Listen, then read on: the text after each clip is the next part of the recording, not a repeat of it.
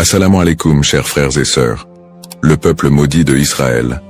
Une phrase qui semble résonner avec un mystère profond, une notion qui pourrait dérouter ou susciter la curiosité. Pourquoi parler de malédiction, alors que l'histoire d'Israël est généralement associée à celle d'un peuple élu par Dieu? Pourtant, au fil des siècles, des textes anciens aux événements historiques récents, l'idée que le peuple d'Israël aurait pu être maudit a traversé les cultures, les religions et les esprits. Il est crucial de comprendre que ce sujet va bien au-delà des simples récits bibliques. Il s'ancre dans une histoire complexe, où la théologie, les prophéties et les malheurs historiques sont intimement liés. Cette notion de malédiction trouve son écho dans les croyances populaires, mais aussi dans des interprétations religieuses et culturelles, parfois mal comprises. Pourquoi ce sujet mérite-t-il notre attention aujourd'hui? Parce que ce n'est pas simplement un concept historique, mais une idée qui a façonné la perception mondiale d'un peuple tout au long des âges. Pour bien saisir la portée de cette notion, il est indispensable de remonter aux sources historiques et religieuses, de comprendre le contexte dans lequel ces croyances ont émergé, et de démêler les faits des mythes.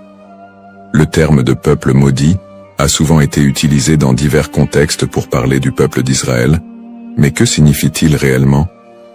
Dans la Bible, en particulier dans l'Ancien Testament, les relations entre le peuple hébreu et Dieu sont parfois marquées par des promesses de bénédiction, mais aussi des avertissements de malédiction en cas de désobéissance. Dans le livre du Deutéronome par exemple, Dieu promet des bénédictions à Israël s'ils obéissent à ses commandements, mais il y a également des malédictions redoutables s'ils s'en écartent. Parmi ces malédictions, on trouve des prophéties qui parlent d'exil, de souffrance et de dispersion à travers le monde. Ces passages ont alimenté des siècles d'interprétations théologiques, renforçant l'idée que certaines périodes de souffrance du peuple juif pourraient être vues comme des châtiments divins. Au-delà de la Bible, l'histoire du peuple d'Israël, marquée par les conquêtes, les destructions, l'exil et les persécutions, a renforcé cette image d'un peuple qui porte un poids historique lourd. Depuis la destruction du premier et du second temple de Jérusalem, en passant par les diasporas forcées, jusqu'aux tragédies plus récentes comme la Shoah, beaucoup ont vu dans ces événements des échos de ces anciennes malédictions bibliques. Mais ces interprétations ne sont pas uniquement religieuses. Elles se sont parfois transformées en idéologie politique et sociale.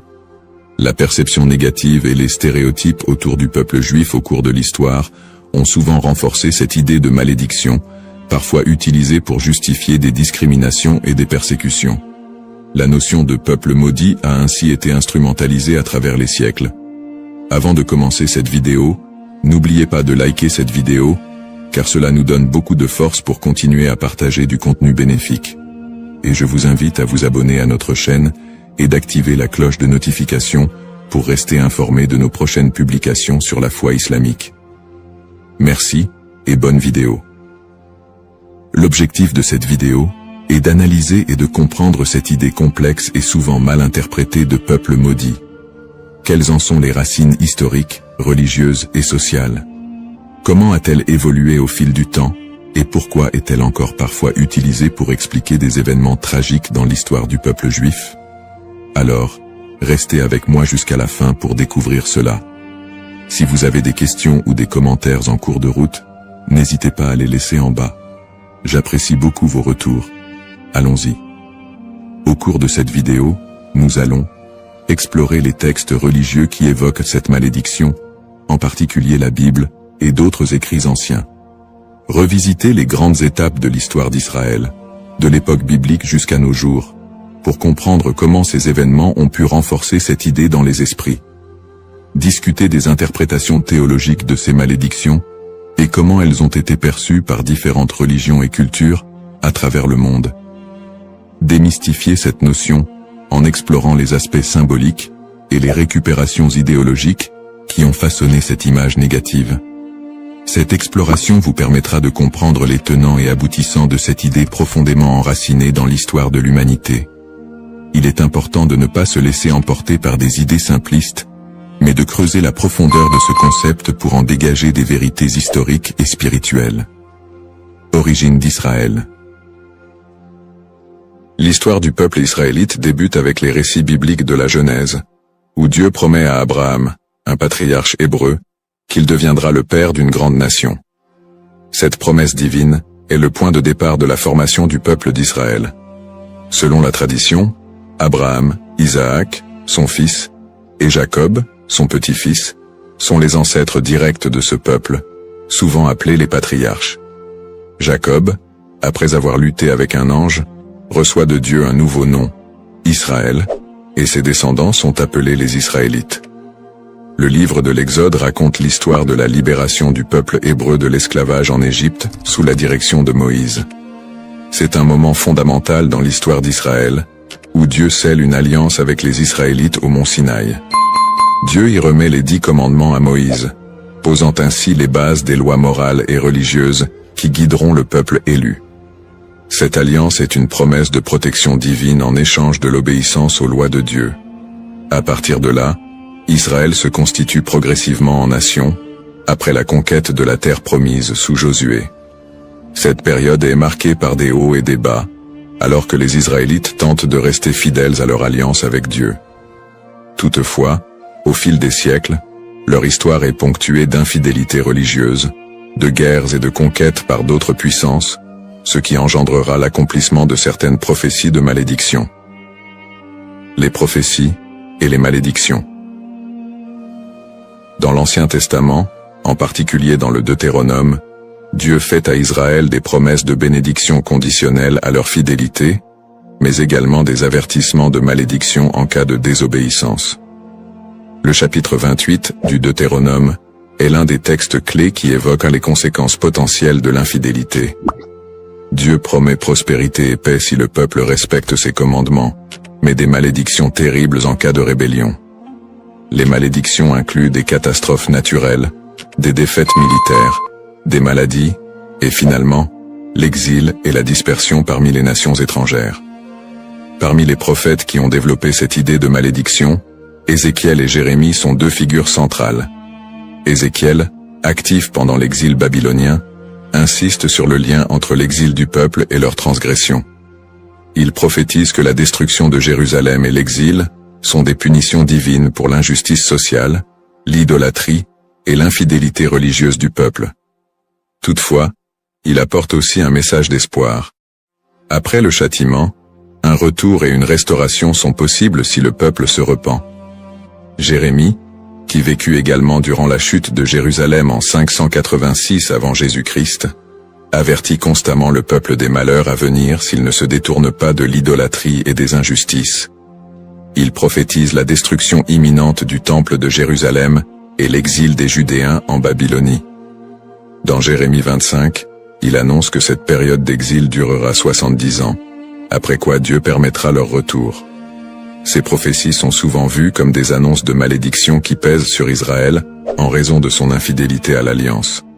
Cependant, elles sont également porteuses d'un espoir de rédemption, promettant que si le peuple retourne à Dieu, il retrouvera sa place privilégiée. Une autre dimension importante des malédictions dans l'Ancien Testament concerne le temple de Jérusalem. La destruction du premier temple par les Babyloniens en 586 avant Jésus-Christ, puis la destruction du second temple par les Romains en 70 après Jésus-Christ, sont vus comme des châtiments pour la désobéissance du peuple. Ces événements ont renforcé l'idée d'un peuple souffrant sous le poids de la malédiction divine. Persécutions historiques. L'histoire du peuple d'Israël est marquée par une série de persécutions et d'exils, souvent perçues à travers le prisme des malédictions bibliques. Le premier grand exil, celui de Babylone, survient après la destruction du premier temple en 586 avant Jésus-Christ. Par la suite, les Babyloniens déportent une grande partie des habitants de Juda, ce qui marque le début d'une longue période de diaspora. Après un retour partiel en terre d'Israël et la reconstruction du temple, les siècles suivants ne sont pas exempts de nouvelles épreuves. La période hellénistique, marquée par les conquêtes d'Alexandre le Grand, puis la domination romaine, amène son lot de tensions religieuses et politiques. Le peuple juif subit de nouvelles persécutions, notamment sous l'occupation romaine. La destruction du Second Temple en 70 après Jésus-Christ par les Romains, sous l'empereur Titus, est un moment charnière dans l'histoire d'Israël. Cet événement marque le début de la grande diaspora, alors que le peuple juif est dispersé dans tout l'Empire romain et au-delà. La révolte de Bar Kokhba, en 135 après Jésus-Christ, aboutit à une nouvelle défaite et à un exil encore plus massif. À partir de ce moment, les Juifs deviennent un peuple sans terre, vivant en exil, souvent en minorité, et subissant de nombreuses discriminations et persécutions. Durant le Moyen-Âge, en Europe et dans le monde islamique, les Juifs font souvent l'objet de suspicions, de discriminations légales, et parfois de pogroms violents. Les croisades, notamment, voient des massacres de communautés juives en Europe. Les expulsions des Juifs d'Espagne, en 1492, et du Portugal en 1497, sont d'autres exemples de persécutions qui renforcent cette idée de malédiction. Dans ces périodes sombres, beaucoup d'historiens et de penseurs juifs eux-mêmes ont cherché à comprendre ces souffrances à travers les textes sacrés. Pour certains, ces malheurs étaient perçus comme la continuation des malédictions prononcées dans l'Ancien Testament. Pourtant, ces périodes de souffrance ne sont pas uniquement interprétées comme des châtiments divins, mais aussi comme des épreuves à travers lesquelles le peuple d'Israël serait purifié ou préparé à une rédemption future. Le 19e et le 20e siècle ne font qu'amplifier ces tragédies, avec l'émergence de l'antisémitisme moderne, culminant dans l'horreur de la Shoah, qui a vu l'extermination systématique de 6 millions de Juifs pendant la Seconde Guerre mondiale. Une telle catastrophe, d'une ampleur sans précédent, a profondément marqué l'identité juive et soulevé des questions sur le sens de cette souffrance historique. Conclusion du contexte historique. L'histoire du peuple d'Israël, tissée de moments de gloire, d'alliances divines, mais aussi de malédictions et de souffrances, reste une des plus complexes et des plus riches de l'humanité. Les prophéties bibliques de malédiction, les exils répétés, les destructions de lieux sacrés et les persécutions à travers les siècles ont façonné la perception du peuple juif, tant de leur propre point de vue que de celui des autres nations. Le concept de peuple maudit, les bases théologiques, l'idée de malédiction dans les textes religieux, en particulier dans la tradition judéo-chrétienne, est un concept riche et complexe. Les malédictions sont souvent prononcées par Dieu en réponse à l'infidélité ou à l'injustice du peuple. Dans la Bible, notamment dans le livre du Deutéronome, Dieu promet des bénédictions à Israël pour leur obéissance, mais aussi des malédictions en cas de désobéissance. Ces malédictions incluent des souffrances, des exils et d'autres calamités, illustrant le caractère conditionnel de l'alliance entre Dieu et son peuple. La distinction entre malédiction divine et humaine est essentielle. Les malédictions divines, souvent exprimées par des prophètes, sont vues comme des conséquences directes de l'action humaine contre les commandements divins. En revanche, les malédictions humaines peuvent découler de superstitions, de croyances populaires ou d'anathèmes lancés par des individus ou des groupes en réponse à des actes perçus comme immoraux. Cette différence met en lumière le rôle de la responsabilité humaine dans la réception de ces malédictions. Les prophètes, tels qu'Ézéchiel et Jérémie, jouent un rôle crucial dans la communication de ces malédictions. Leur message souligne que ces châtiments ne sont pas simplement des expressions de colère divine, mais des appels à la repentance et à la restauration. Ce cadre théologique souligne que les malédictions ne sont pas définitives, et que le retour à la foi peut conduire à des bénédictions renouvelées. Malédiction et mythe. La notion de malédiction attachée au peuple d'Israël a donné lieu à de nombreuses interprétations populaires et mythes au cours des siècles. Dans les traditions chrétiennes et islamiques, des récits sur le peuple juif ont souvent été associés à des idées de punition divine. Ces interprétations, parfois teintées d'hostilité, ont conduit à la propagation de stéréotypes négatifs. Historiquement, des récits de malédiction ont été utilisés pour justifier des persécutions contre les Juifs.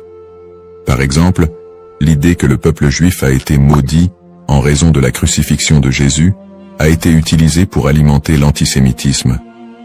Ces interprétations ont pris racine dans des contextes sociopolitiques où le peuple juif était perçu comme un bouc émissaire, lors de périodes de crise ou de bouleversements sociaux. La manière dont ces malédictions ont été comprises et transmises à travers les siècles a également façonné les perceptions collectives du peuple juif. Les récits de souffrance et de malédiction ont souvent été amalgamés dans la culture populaire, créant un imaginaire collectif qui persiste jusqu'à aujourd'hui. Cette dynamique entre malédiction et mythe a ainsi contribué à la stigmatisation du peuple juif à travers l'histoire. Analyse moderne.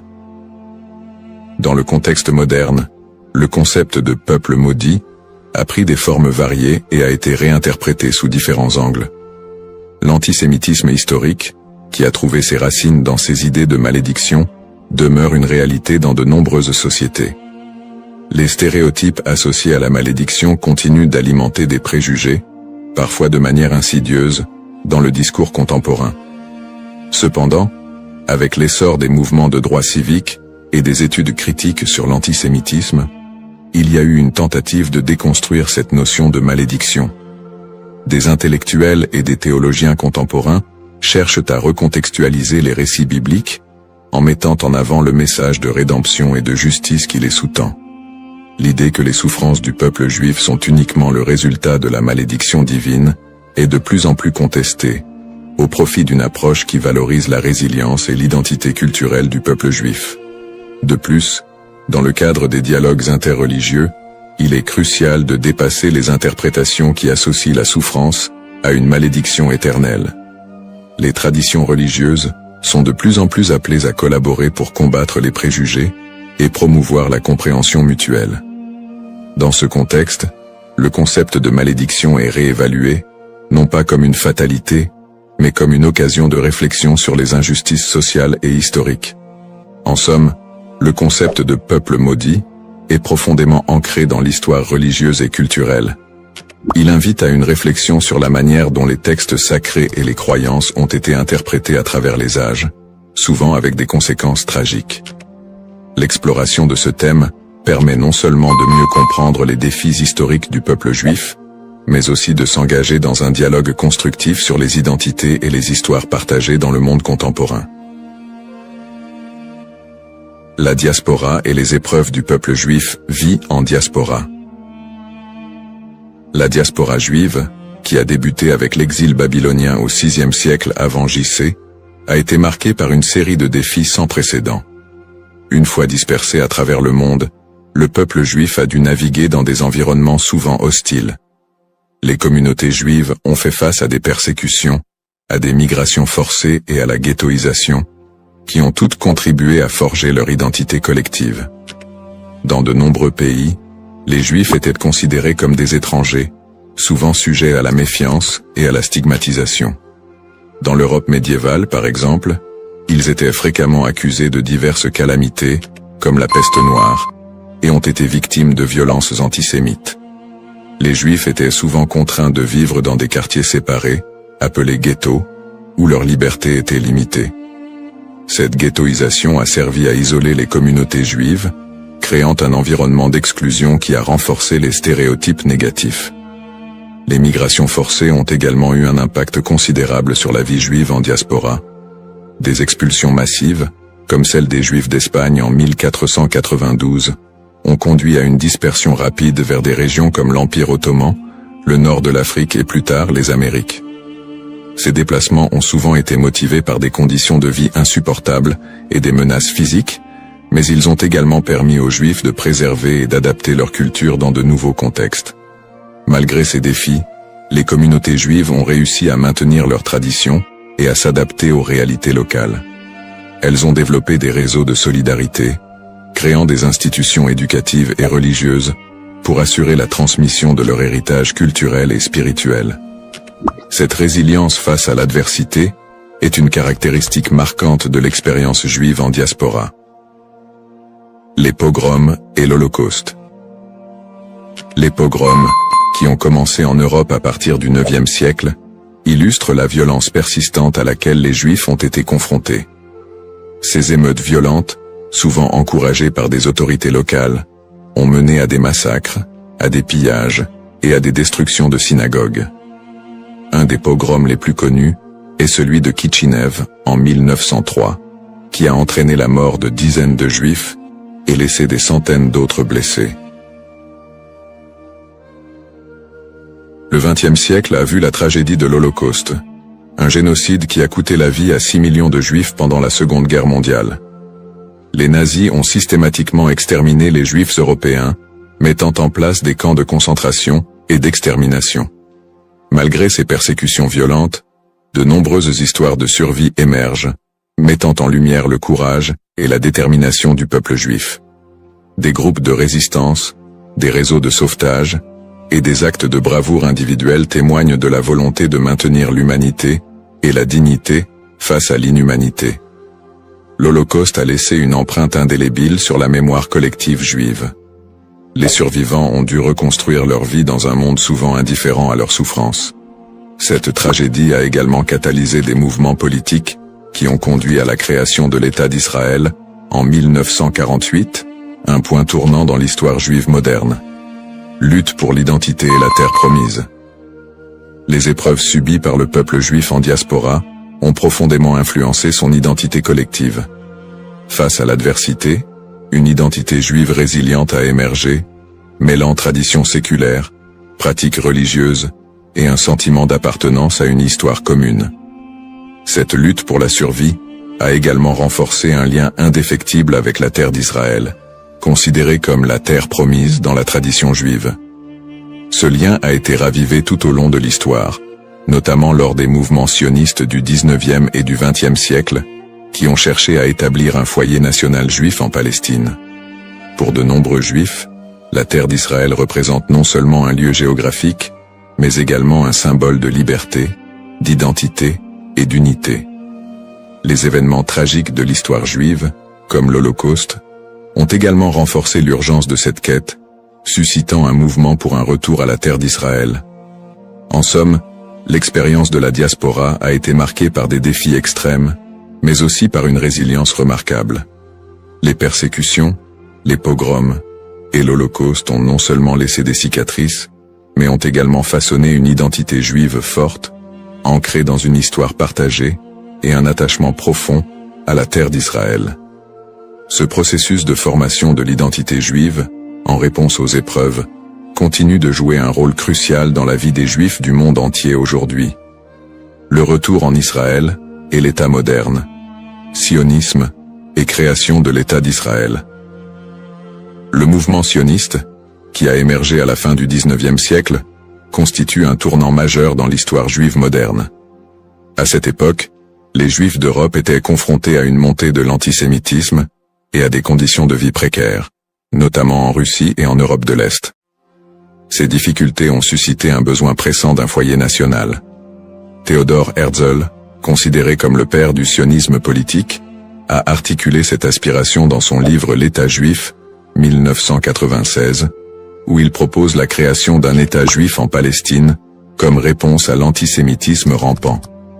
Le sionisme a pris plusieurs formes, allant du sionisme politique de Herzl à des visions plus socialistes et culturelles, comme celles de figures comme David Ben-Gourion et Ahad Ha'am. Le premier congrès sioniste a eu lieu à Bâle, en 1897, où les participants ont décidé de promouvoir l'établissement d'un foyer national juif en Palestine, par des moyens diplomatiques et légaux. À la suite de la déclaration Balfour de 1917, dans laquelle le gouvernement britannique a exprimé son soutien à l'établissement d'un foyer national juif en Palestine, le mouvement sioniste a gagné en légitimité. Cependant, la réalité sur le terrain était complexe. La Palestine était alors habitée par une majorité arabe qui a vu l'immigration juive comme une menace pour ses droits et ses terres. Cette situation a semé les graines des conflits futurs. Après la Seconde Guerre mondiale et l'Holocauste, qui a décimé la population juive d'Europe, le besoin d'un refuge sécurisé a été accentué.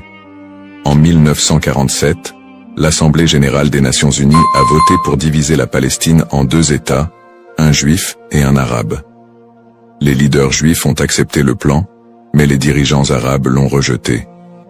Le 14 mai 1948, David Ben-Gourion a proclamé l'indépendance de l'État d'Israël, ce qui a entraîné la première guerre israélo-arabe. En dépit de l'opposition régionale, Israël a réussi à établir un État et à absorber un grand nombre de réfugiés juifs du monde entier, notamment des survivants de l'Holocauste. Conflit moderne. Depuis sa création, l'État d'Israël a été plongé dans une série de conflits régionaux qui ont souvent été alimentés par des tensions ethniques et religieuses. Les guerres avec les pays arabes voisins, notamment les guerres de 1948, 1967 et 1973, ont défini les frontières et les relations diplomatiques de l'État moderne. Les tensions avec les populations palestiniennes ont également été une source constante de conflits, culminant avec les intifadas des années 1980 et 2000, où des soulèvements populaires ont éclaté en réponse à l'occupation israélienne des territoires palestiniens. Le conflit israélo-palestinien est un point focal des tensions au Moyen-Orient, où des questions de droits territoriaux, d'autodétermination et de sécurité se croisent. Les territoires de la Cisjordanie et de Gaza sont devenus des symboles de la lutte pour la reconnaissance et la dignité des Palestiniens. Les colonies israéliennes en Cisjordanie et les conditions de vie à Gaza ont engendré des critiques internationales et des tensions croissantes. Sur le plan religieux, les sites sacrés tels que Jérusalem revêtent une signification particulière pour les Juifs, les chrétiens et les musulmans, exacerbant les conflits. L'accès aux lieux saints est souvent un point de discorde, avec des épisodes de violence autour du mont du Temple et du dôme du Rocher. Peut-on encore parler d'un peuple maudit aujourd'hui? La question de savoir si l'on peut encore parler d'un peuple maudit aujourd'hui mérite d'être examinée sous différents angles. D'une part, le peuple juif a par moments été perçu comme victime d'une malédiction, surtout dans le contexte des souffrances historiques, des persécutions et de l'Holocauste. Cette perception s'est parfois traduite par des stéréotypes négatifs et un antisémitisme durable qui persistent encore dans certaines sociétés contemporaines. D'autre part, l'idée de peuple maudit ne rend pas pleinement compte de la résilience, de l'innovation et des contributions culturelles des Juifs à la société mondiale. Après des siècles de persécution, les Juifs ont réussi à établir un État souverain, à revitaliser leur culture et à jouer un rôle significatif dans divers domaines tels que la science, l'art et la politique. Cette renaissance culturelle et nationale contredit l'idée d'une malédiction éternelle. Aujourd'hui, beaucoup de Juifs se définissent non pas par leurs souffrances passées, mais par leur identité culturelle et leur engagement envers des valeurs de justice, de paix et de coexistence. L'État d'Israël, bien qu'encore confronté à des défis internes et externes, est un symbole de survie et de détermination pour de nombreux Juifs dans le monde. Ainsi, plutôt que de voir le peuple juif à travers le prisme d'une malédiction, il est plus approprié de reconnaître la complexité de son histoire, marquée par des luttes et des triomphes, et d'appréhender la diaspora juive comme une histoire d'espoir, de résilience et de quête d'identité. Dans cette exploration du thème du peuple maudit d'Israël, nous avons retracé l'histoire complexe des Juifs, de leurs origines dans l'Antiquité à leur établissement moderne en tant qu'État souverain. Nous avons examiné le contexte historique et religieux, en soulignant les épreuves de la diaspora, les persécutions et les tragédies comme les pogroms et l'Holocauste. En analysant le concept de malédiction, nous avons également vu comment il a été utilisé pour justifier des stéréotypes et des violences à l'encontre des Juifs au fil des siècles. Nous avons ensuite discuté du mouvement sioniste qui a mené à la création de l'État d'Israël en 1948, ainsi que des conflits régionaux qui en ont découlé, notamment avec les populations palestiniennes. Ces tensions, alimentées par des enjeux historiques, ethniques et religieux, continuent de façonner la réalité actuelle du pays. En réfléchissant à l'évolution du terme « maudit », il est crucial de reconnaître qu'il a souvent été employé de manière péjorative pour désigner le peuple juif et justifier des injustices. Cependant, au fil du temps, cette notion a été déconstruite. De nos jours, parler de peuple maudit ne rend plus compte de la diversité et de la résilience des communautés juives. Au contraire, il est essentiel de voir le peuple juif comme porteur d'une riche culture, d'une identité dynamique et d'une volonté indéfectible de vivre et de prospérer, malgré les défis historiques. Pour conclure, j'invite chacun d'entre vous à approfondir ce sujet fascinant et complexe. Prenez le temps d'explorer les multiples facettes de l'histoire juive, d'écouter des voix variées, et de réévaluer vos propres perceptions sur le peuple juif et son héritage. En favorisant la compréhension et l'empathie, nous pouvons tous contribuer à un dialogue constructif qui transcende les stéréotypes et promeut la paix et la coexistence. Le parcours historique du peuple juif est une leçon pour tous sur la résilience, l'identité et la quête de justice. Assalamu alaikum wa rahmatullahi wa barakatuh, chers frères et sœurs. Bienvenue sur notre chaîne, Parole d'Allah. Aujourd'hui, nous plongeons dans l'un des moments les plus spirituels de l'année, le mois de Ramadan. Ce mois béni, où les portes du paradis s'ouvrent et celles de l'enfer se ferment, est un moment de purification de l'âme et de rapprochement avec notre Créateur. Le Ramadan est une période durant laquelle notre lien avec Allah se renforce par la prière, le jeûne et surtout l'invocation, doua. Chaque prière et chaque doua prononcée en ce mois possède une force et une bénédiction particulière. Dans cette vidéo, nous allons explorer un doua spécifique, puissant et significatif que vous pouvez réciter pendant ce mois sacré. Nous verrons comment cette invocation peut transformer nos vies et nous rapprocher davantage de la miséricorde d'Allah. Avant de commencer cette vidéo, n'oubliez pas de liker cette vidéo, car cela nous donne beaucoup de force pour continuer à partager du contenu bénéfique. Et je vous invite à vous abonner à notre chaîne et d'activer la cloche de notification pour rester informé de nos prochaines publications sur la foi islamique. Partagez-la avec vos proches et laissez un commentaire pour me dire ce que vous en pensez. Merci et bonne vidéo. L'importance du doua dans le mois de Ramadan. Le mois de Ramadan est une période inégalée dans l'année où Allah accorde une miséricorde et une bénédiction infinie à ceux qui s'y consacrent pleinement. Parmi les plus grandes bénédictions de ce mois figure l'importance du doua. En effet, le prophète Muhammad, paix et bénédiction sur lui, a dit « Il y a 3 personnes dont l'invocation n'est jamais rejetée. Celui qui jeûne jusqu'à ce qu'il rompe son jeûne, le juste dirigeant, et celui qui fait doua pour son frère en son absence. » Tirmidhi. Ce hadith montre clairement que pendant le Ramadan, les invocations sont particulièrement efficaces et puissantes. Le mois de Ramadan est un moment unique où les portes du ciel sont largement ouvertes et où Allah écoute plus attentivement les prières de ses serviteurs. C'est un mois de pardon et de miséricorde, une occasion en or pour demander à Allah ce que l'on désire, que ce soit la purification de l'âme, la guérison ou la bénédiction dans nos vies.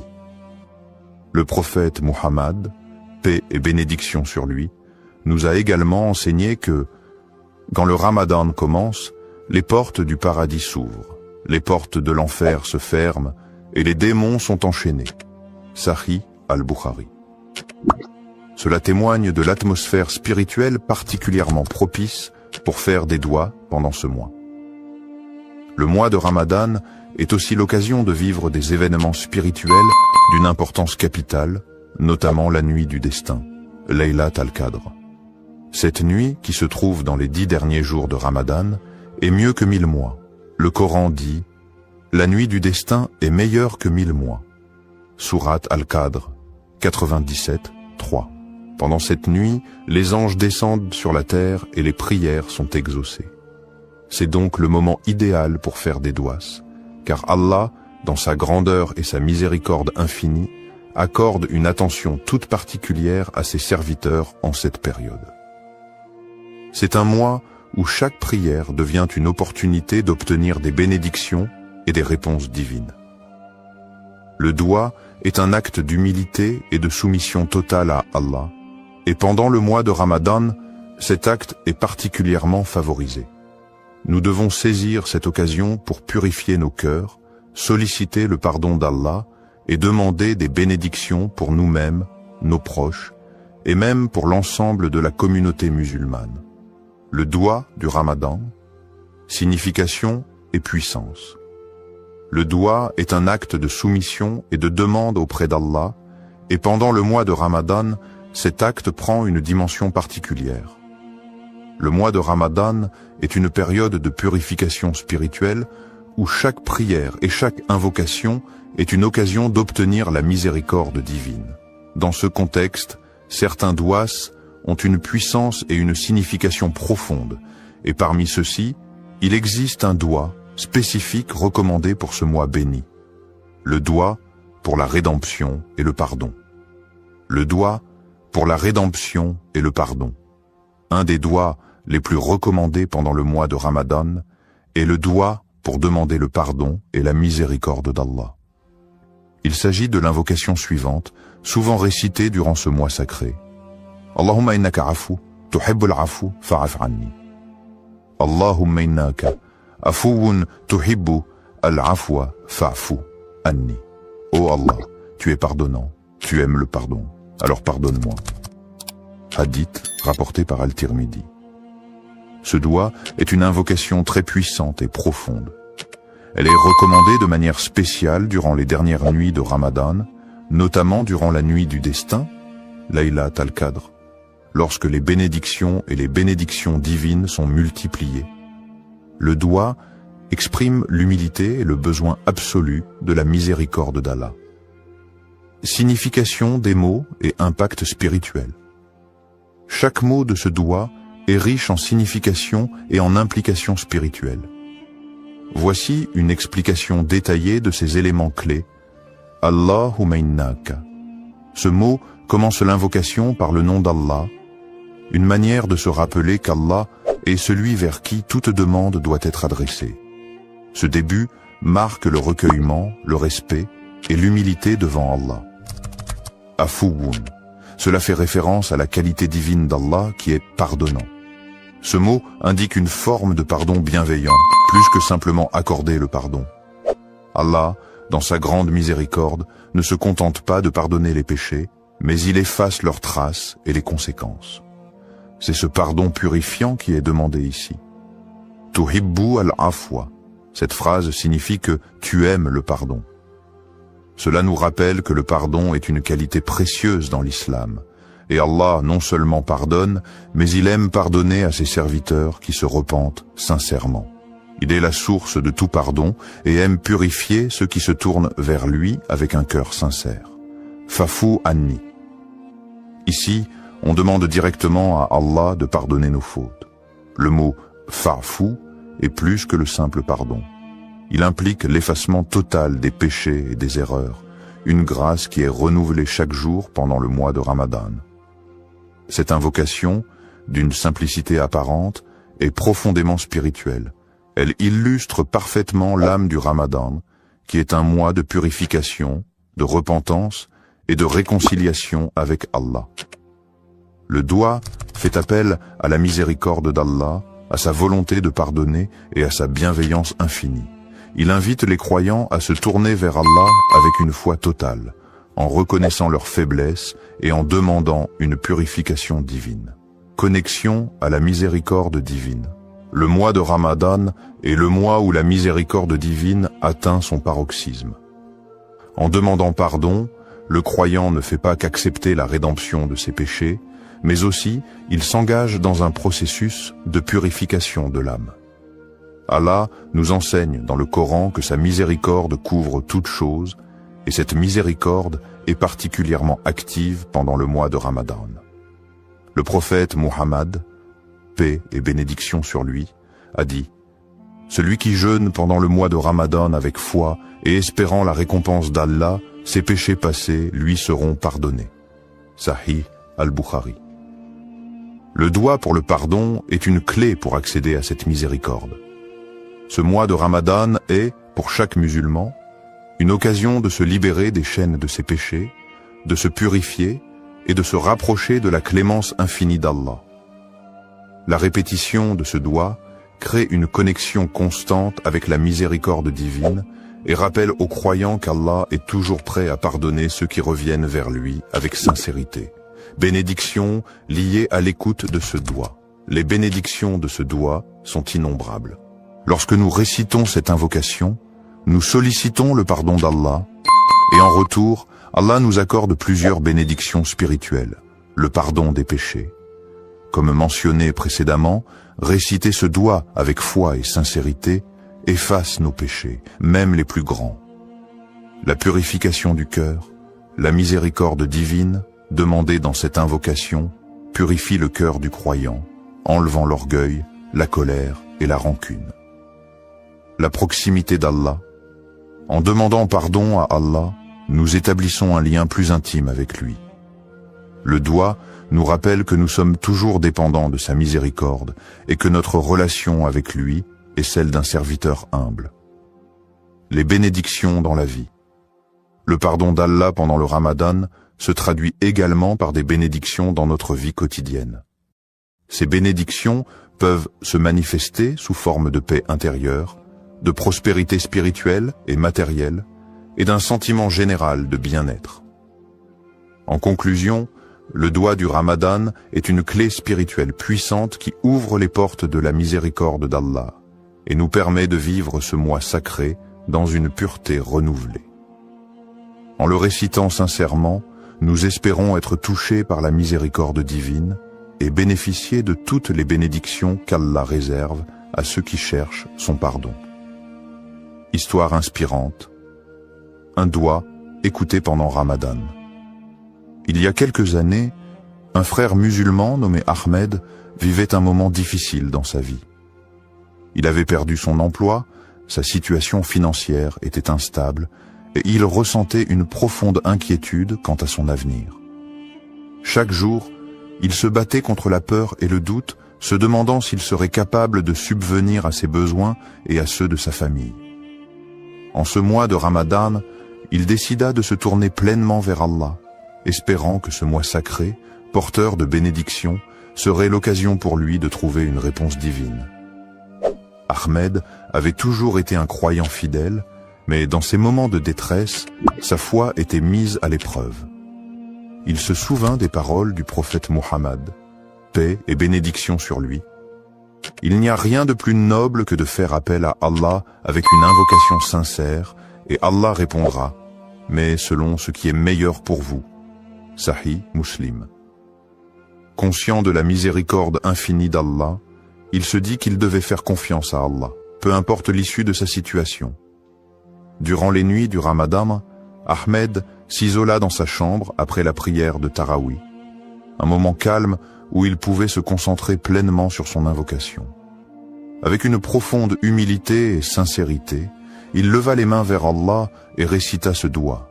Allahumma inni abduk wa ibnu abdik wa ibnu ummatik, nasiyati biyadik, maadin fi hukmik, adlu fi qada'uk, asalika bikulli ismin huwa lak, سميت به نفسك أو أنزلته في كتابك أو علمته أحدا من خلقك أو استأثرت به في علم الغيب عندك أن تجعل القرآن ربيع قلبي ونور صدري وجلاء حزني وذهاب همي اللهم إني عبدك وابن عبدك وابن آمتك ناسيتي بيدك معذ في حكمك عدل في قضائك أسألك بكل اسم هو لك سميته به نفسك أو أنزلته في كتابك أو علمته أحدا من خلقك أو استأثرت به في علم الغيب عندك أن تجعل القرآن رب قلب ونور صدر وجلاء حزن وذهب حمى. Ô Allah, je suis ton serviteur, fils de ton serviteur et fils de ta servante. Mon destin est entre tes mains et tout ce que tu ordonnes est juste et équitable. Je te demande, par tous les noms qui t'appartiennent, que tu as révélé dans ton livre ou enseigné à l'un de tes créatures, ou gardé dans le secret de ton savoir divin, que le Coran devienne le printemps de mon cœur, la lumière de ma poitrine, la guérison de ma tristesse et la disparition de mon souci. Cette invocation, exprimant une demande de guérison spirituelle, de paix intérieure et de bénédiction dans la vie d'Ahmed, marqua un tournant dans son Ramadan. Il répéta ce doua avec une foi inébranlable, se rappelant que Ramadan est le mois où les portes de la miséricorde d'Allah sont largement ouvertes.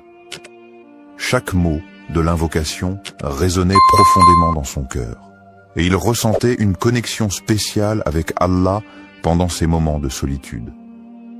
Les jours passaient, et bien que la situation extérieure d'Ahmed ne changeait pas immédiatement, il ressentait une paix intérieure qu'il n'avait pas connue depuis longtemps. Il continuait à faire des douas, mais ce sentiment de tranquillité le guidait dans ses prières et ses supplications.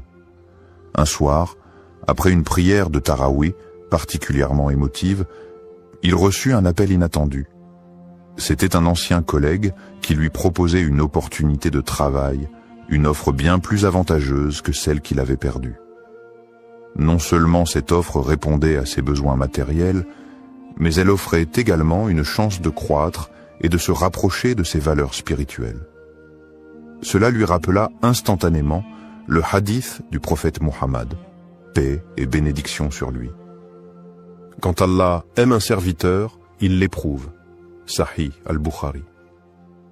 Il se rendit compte que cet emploi n'était pas simplement une solution à ses soucis, mais aussi une forme de réponse divine à ses supplications. Au-delà de l'aspect matériel, Ahmed ressentait dans son cœur une profonde gratitude envers Allah. Il se rappela que, bien que sa demande n'ait pas été exaucée immédiatement dans la forme qu'il avait anticipée, la réponse de Dieu était parfaite. Allah avait agi selon ce qui était le meilleur pour lui, non seulement en lui offrant une réponse à ses besoins, mais aussi en renforçant sa foi, en lui enseignant la patience, et en lui montrant que la miséricorde divine se manifeste de manière subtile et inouïe. Cette expérience marqua un tournant spirituel dans la vie d'Ahmed. Il comprit que chaque doigt, même si la réponse n'est pas immédiate ou n'est pas conforme à nos attentes, est écoutée par Allah. Parfois, la réponse vient sous une forme différente de ce que nous imaginons, mais elle est toujours en accord avec ce qui est le mieux pour nous. Ce Ramadan, il apprit à se remettre complètement entre les mains d'Allah, à faire confiance à son plan, et à voir chaque épreuve comme une occasion d'approfondir sa foi. L'histoire d'Ahmed nous rappelle que chaque doigt, pendant Ramadan, est un acte de foi, une forme de soumission à Allah. Parfois, les bénédictions ne sont pas visibles tout de suite, mais elles sont toujours présentes, enveloppées dans la sagesse et la miséricorde d'Allah. Les conditions du doigt acceptées, ce qu'Allah attend de nous dans le mois béni de Ramadan et tout au long de l'année, les invocations, douas, sont une occasion précieuse pour les croyants de se rapprocher d'Allah et de solliciter ses bénédictions. Toutefois, pour que notre doigt soit accepté, il y a des conditions que nous devons remplir, des comportements que nous devons adopter. Allah, dans sa miséricorde infinie, répond à nos prières, mais cette réponse dépend souvent de la sincérité de notre cœur et de notre engagement envers lui. Première, la sincérité dans la prière et la pureté d'intention. La première condition pour qu'un doigt soit accepté est la sincérité du cœur. Lorsque nous élevons nos mains en supplication, nous devons nous assurer que notre demande vient d'un cœur pur, exempt de toute hypocrisie. Le prophète Muhammad, paix et bénédiction sur lui, a dit « Lorsque vous invoquez Allah, invoquez-le avec un cœur pur. » Sunan at-Tirmidhi. Il est crucial que notre intention soit claire et que nous ne cherchions pas à obtenir des bénéfices mondains par nos prières, mais bien à chercher le plaisir d'Allah. Cette sincérité dans la prière renforce notre relation avec Allah, car c'est un acte d'adoration qui doit être fait uniquement pour lui. 2. Le rôle du tawakkul, la confiance en Allah, et la persévérance dans les invocations. Une autre condition essentielle pour que nos doigts soient acceptés est le tawakkul, c'est-à-dire la confiance totale en Allah après avoir fait tous les efforts nécessaires. Il est important de se rappeler que, même si nous faisons des supplications, cela ne signifie pas que la réponse viendra instantanément ou selon nos attentes.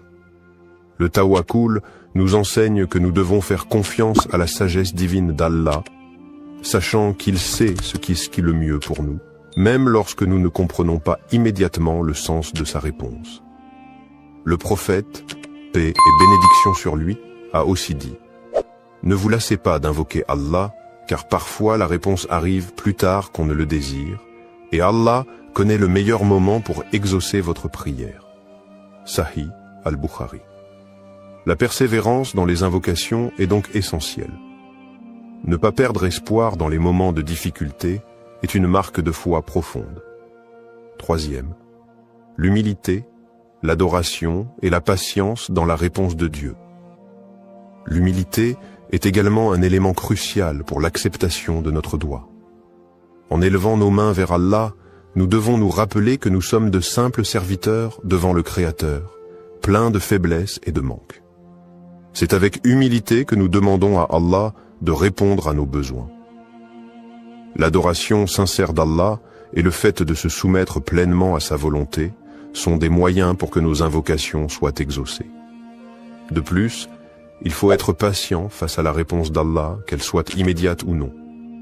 Parfois, la réponse divine peut ne pas arriver dans la forme que nous attendions, ou elle peut être retardée pour des raisons que nous ne comprenons pas. Le prophète Muhammad, paix et bénédiction sur lui, nous enseigne que la patience dans l'attente de la réponse d'Allah fait partie intégrante du processus.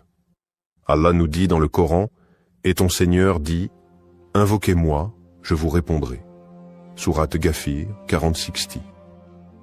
Mais cette réponse peut arriver de manière différente, sous forme de bénédiction, de protection, ou de tests qui renforcent notre foi. En conclusion, pour qu'un doua soit accepté, nous devons répondre à ces conditions essentielles, la sincérité de l'intention, la confiance totale en Allah, tawakkul, la persévérance dans les invocations, l'humilité dans notre supplication et la patience face à la réponse de Dieu. En agissant selon ces principes, nous cultivons une relation spirituelle profonde avec notre Créateur, et nos doigts sont davantage susceptibles d'être exaucés. Mais au-delà de l'exaucement immédiat, nous devons toujours garder à l'esprit que chaque réponse d'Allah est parfaite, et qu'elle vient dans le meilleur des moments et selon sa sagesse infinie. Le doua comme moyen de purification spirituelle. Le mois de Ramadan n'est pas seulement une période de jeûne et d'abstinence, mais également un moment sacré de purification spirituelle. C'est une occasion unique pour les croyants de se rapprocher d'Allah, de purifier leur âme et de renforcer leur foi. Parmi les moyens les plus puissants pour accomplir cette purification, il y a le doua ou l'invocation. Le doua pendant Ramadan ne sert pas seulement à demander de l'aide ou des bénédictions, mais il joue un rôle essentiel dans le processus de purification du cœur et de l'âme. Premier, le doua comme outil de purification du cœur. Lorsqu'un croyant fait un doua, il se tourne vers Allah avec sincérité et humilité, cherchant sa miséricorde et son pardon. Cet acte d'invocation permet de purifier le cœur en le débarrassant de tout orgueil, de tout mal et de toute négativité. Le prophète Muhammad, paix et bénédiction sur lui, a dit « Il n'y a rien de plus purifiant pour le cœur que de se rappeler d'Allah. » Sahih Muslim. Ainsi, chaque doua est une occasion de purifier son cœur en se souvenant constamment de la grandeur et de la miséricorde d'Allah. Le doua permet également de renforcer la relation intime avec Allah. En invoquant Allah, on reconnaît sa dépendance totale envers lui, ce qui éveille un sentiment profond de soumission et de gratitude. Ce processus aide à purifier le cœur des distractions mondaines et à focaliser notre attention sur ce qui est véritablement important dans la vie, l'adoration d'Allah. 2. L'aspect de repentance et d'auto-amélioration pendant le Ramadan. Le mois de Ramadan est le mois de la purification spirituelle par excellence. C'est un moment où les portes du pardon sont largement ouvertes et où chaque croyant a l'opportunité de se purifier par la repentance, tauba, et de demander pardon à Allah pour ses péchés passés. Le doua joue un rôle clé dans ce processus de repentance. En demandant pardon avec sincérité, le croyant se purifie de ses fautes et rétablit une connexion plus forte avec Allah. Le prophète Muhammad, paix et bénédiction sur lui, a dit « Quiconque demande pardon pendant le Ramadan, Allah lui pardonne. » Sunan al-Tirmidhi.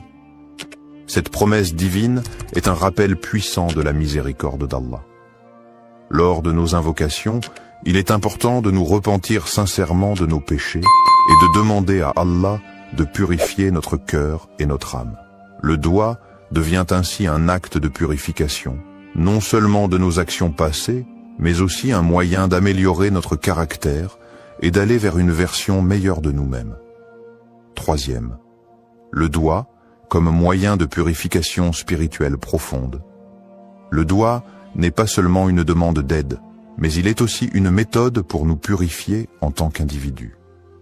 C'est une manière d'implorer Allah de nous guider sur le droit chemin, d'effacer les imperfections de notre âme et de nous accorder la paix intérieure.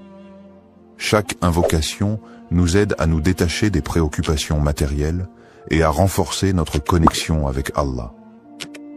Le Coran nous rappelle l'importance de la purification du cœur et de l'âme, notamment dans le verset suivant. Le jour où ni les biens ni les enfants ne profiteront, sauf celui qui viendra à Allah avec un cœur pur. Sourate Ash-Shu'ara, 26, 88 à 89. Ce verset souligne la nécessité d'avoir un cœur purifié pour mériter la proximité d'Allah et sa récompense. C'est dans le doua que le croyant trouve un moyen puissant de purifier son âme et de se préparer pour l'au-delà. Quatrième, la purification par l'humilité et la sincérité. Un autre aspect du doua pendant Ramadan est l'humilité qu'il induit. En levant les mains vers Allah et en lui demandant ce dont nous avons besoin, nous reconnaissons notre faiblesse et notre dépendance totale envers lui.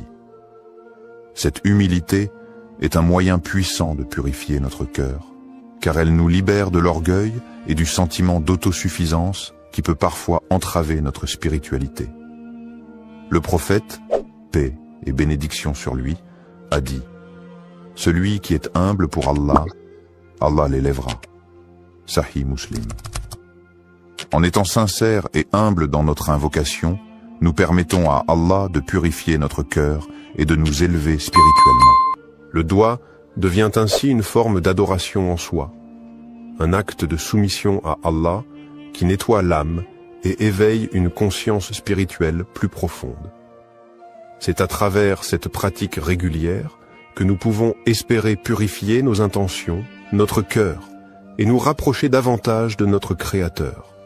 Conclusion, le doigt, pendant le mois de Ramadan, n'est pas simplement un acte de demande, mais une forme de purification spirituelle qui nous aide à nettoyer notre cœur, à nous repentir et à nous améliorer spirituellement. En nous tournant vers Allah avec sincérité, humilité et foi, nous pouvons purifier nos âmes des péchés et des distractions du monde. Le mois de Ramadan, avec ses bénédictions et sa miséricorde infinie, est l'occasion idéale pour accomplir cette purification, se rapprocher d'Allah et renforcer notre engagement à mener une vie pure, pleine de foi et de dévotion.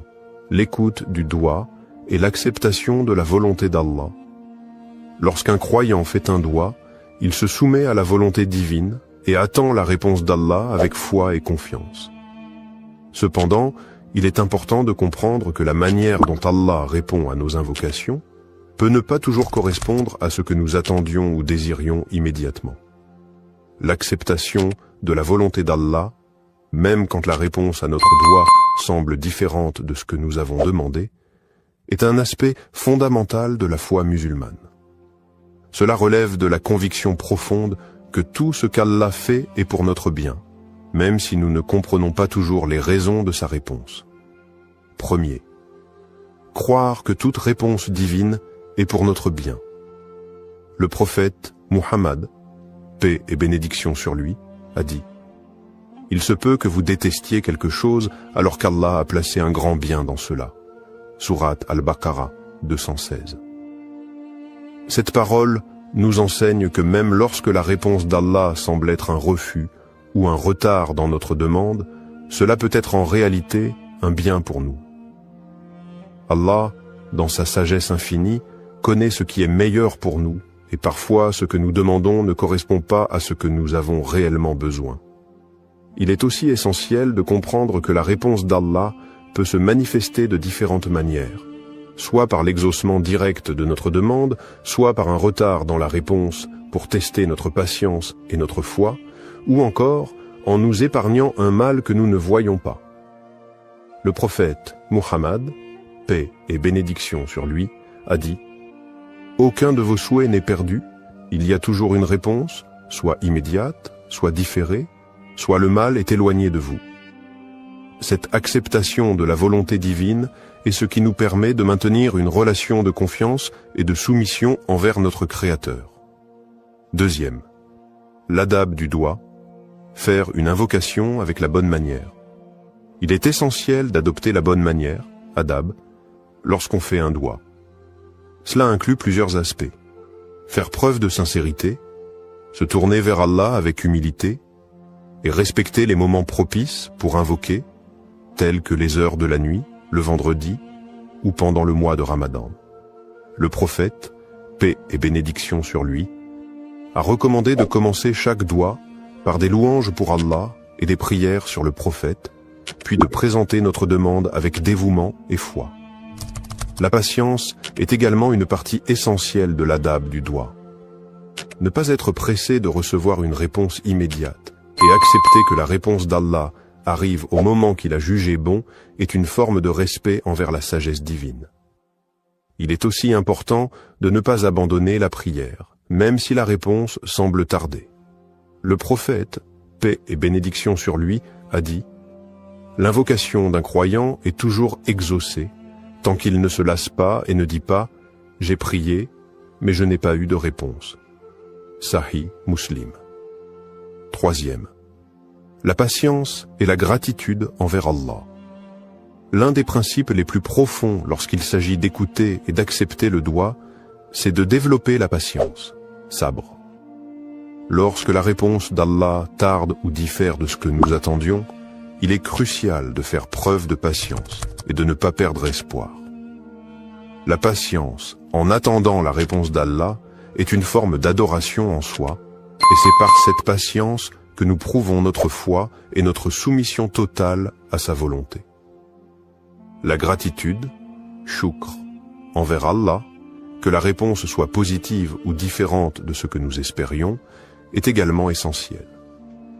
Remercier Allah pour toutes les bénédictions, même celles que nous ne comprenons pas immédiatement, nous aide à renforcer notre foi et à accepter la réponse divine avec un cœur apaisé. Le Coran nous rappelle « Et lorsque ton Seigneur t'a proclamé, appelez-moi, je vous répondrai. » Sourate Ghafir 40-60. Même si la réponse semble différer, cette promesse est un gage de l'écoute constante d'Allah, et la patience dans l'attente devient une source de purification spirituelle. Conclusion. Le doigt est un moyen puissant de se rapprocher d'Allah, mais il exige également une profonde acceptation de la volonté divine. Croire que chaque réponse d'Allah, qu'elle soit immédiate ou non, et pour notre bien, est fondamentale dans notre pratique. L'adab du doigt et l'importance de la patience et de la gratitude envers Allah nous aident à renforcer notre relation avec lui et à accepter sa sagesse infinie dans nos vies. Dans tout ce que nous demandons, il est crucial de nous rappeler qu'Allah nous accorde ce que nous désirons ou non, sa sagesse et sa miséricorde sont infiniment plus grandes que nos souhaits et nos attentes. Comment intégrer ce doigt dans ta vie quotidienne pendant Ramadan? Le mois de Ramadan est un moment privilégié pour se rapprocher d'Allah, purifier son âme et renforcer sa foi. L'intégration du doigt dans notre routine quotidienne pendant ce mois sacré peut transformer notre expérience spirituelle. Voici quelques conseils pratiques pour faire de ce doigt une partie intégrante de ta vie de croyant tout au long de Ramadan. Premier, répétez le doigt pendant les prières obligatoires, salat. Les prières quotidiennes, salat, sont l'occasion idéale pour inclure ce doigt dans ton rituel spirituel. Après chaque prière obligatoire, prends un moment pour réciter le doigt en le répétant avec sincérité. Cela te permettra de renforcer ta connexion avec Allah à travers une prière structurée, tout en ayant l'opportunité de méditer sur chaque mot du doigt. Le mois de Ramadan, avec ses moments de tranquillité et de concentration spirituelle, est une période où tes prières peuvent être plus profondes et plus significatives. Ne limite pas ce doigt à des moments précis. Chaque salat est une occasion de répéter cet appel à la miséricorde divine. Plus tu répètes le doigt avec dévotion, plus tu t'imprègnes de ses significations profondes. 2. Intégrer le doigt dans tes moments de recueillement. Outre les prières obligatoires, les moments de recueillement tels que le tahajjud, prière de la nuit, le duha, prière du matin, ou même la période du fajr, avant l'aube, sont des occasions parfaites pour formuler ce doigt. Pendant ces moments de tranquillité, où l'esprit est plus apaisé, tu peux te concentrer pleinement sur les paroles que tu prononces et les émotions qu'elles suscitent. Ces moments de solitude avec Allah permettent de formuler des invocations sincères et réfléchies. Pendant Ramadan, profite de ces instants pour faire du doigt une pratique régulière et utilise chaque prière pour renforcer ton lien avec Allah. Le doigt pendant le tahajjud, en particulier, est une supplication qui est souvent exaucée, car ce moment est un des plus propices pour obtenir la miséricorde divine. 3. Méditer sur les significations profondes du doigt. Il est important de ne pas simplement réciter le doigt mécaniquement, mais de méditer sur les mots et leur signification. Lorsque tu récites ce doigt, prends le temps de réfléchir sur chaque phrase. Quel impact spirituel a chaque mot? Comment cela résonne-t-il avec ta situation personnelle, tes luttes, tes espoirs et tes désirs spirituels? Par exemple, en méditant sur les mots de demande de pardon et de miséricorde, tu peux comprendre combien ces qualités d'Allah sont immenses et comment elles affectent ta vie quotidienne. Chaque phrase de ce doigt peut être une opportunité d'introspection. L'important est de ne pas se contenter de la répétition, mais de vivre chaque mot avec une intention claire, ouverte à la guidance d'Allah. 4. Utiliser des moments de transition dans la journée pour répéter le doigt. Au-delà des prières formelles, utilise les moments de transition de ta journée pour intégrer ce doigt. Cela peut être pendant le temps que tu passes à la maison entre les prières, ou même lorsque tu fais des tâches quotidiennes. Par exemple, pendant que tu prépares le repas pour le suhour ou l'iftar, profite de ces instants pour répéter ce doigt dans ton cœur. Ces petites invocations pendant les activités quotidiennes peuvent renforcer ta présence spirituelle et te rappeler la bénédiction du mois de Ramadan. 5. Implique la famille et les proches dans l'invocation. Ramadan est aussi un mois de partage et de renouveau spirituel en famille et en communauté. Encourage ta famille, tes amis ou tes proches à faire le doigt ensemble. Lorsque vous êtes réunis pour l'iftar ou pour une prière en groupe, intégrez le doigt dans ce moment collectif. Cela peut renforcer l'effet spirituel du doigt, non seulement pour toi, mais aussi pour ceux qui t'entourent. Conclusion. Le mois de Ramadan offre une occasion en or pour renforcer notre relation avec Allah, et intégrer ce doigt dans ta routine quotidienne est une manière puissante de vivre pleinement ce mois sacré. Que ce soit pendant les prières formelles, les moments de recueillement personnel, ou même dans les petites actions de la vie quotidienne, chaque instant est une opportunité de se rapprocher d'Allah. En méditant sur les significations du doigt et en l'intégrant à toutes les facettes de ta vie, tu t'ouvres à la miséricorde d'Allah et tu renforces ta foi, faisant de ce mois un moment véritablement transformateur. Conclusion et appel à l'action. Le mois de Ramadan est une opportunité unique de se rapprocher d'Allah, de purifier notre cœur et de renforcer notre foi. Le doigt que nous avons exploré aujourd'hui est un moyen puissant d'attirer la miséricorde divine et de recevoir les bénédictions qu'Allah nous accorde généreusement pendant ce mois sacré. Je t'encourage à inclure ce doigt dans ta vie quotidienne pendant Ramadan, à le réciter avec sincérité et concentration, et à méditer sur ses significations profondes. Fais de ce doigt une partie intégrante de tes prières et de tes moments de recueillement. Que ce mois sacré soit une occasion de purification et de renouvellement spirituel. Si cette vidéo t'a inspiré, partage-la avec tes proches, ta famille et tes amis. Invite-les à intégrer ce doigt dans leur vie aussi, pour que nous puissions tous bénéficier de la miséricorde infinie d'Allah. N'oublie pas que, même lorsque nous ne voyons pas immédiatement les résultats, Allah est toujours proche de nous et sa réponse est toujours pour notre bien. Pendant ce mois béni, confie-toi à Allah, persévère dans tes invocations et sois assuré que sa miséricorde englobe tout. Que cette période de Ramadan soit remplie de lumière, de paix et de bénédiction pour toi et tes proches.